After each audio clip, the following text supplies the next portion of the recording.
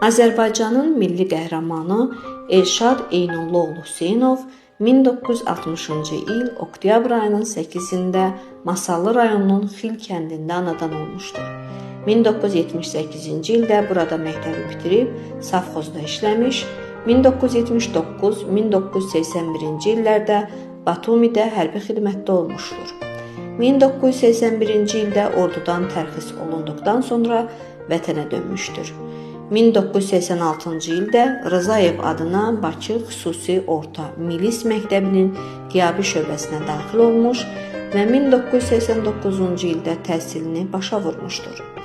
Ermənilərin doğma torpaqlarımıza basqınlarını görən Elşad müharibəyə getmək istəyi ilə bir neçə dəfə müraciət etdikdən sonra cəbhəyə yola düşmüşdür.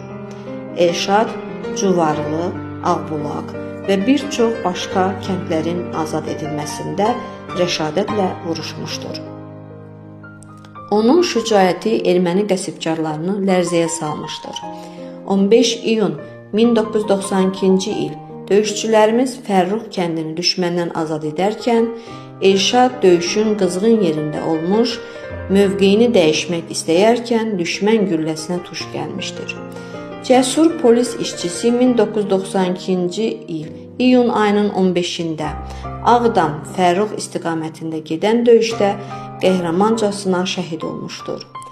Azərbaycan Respublikası Prezidentinin 8 oktyabr 1992-ci il tarixli 264 saylı fərmanı ilə Hüseynov Elşad Eynallıoğlu ölümündən sonra Azərbaycanın milli qəhrəmanı fəxri adına layiq görülmüşdür.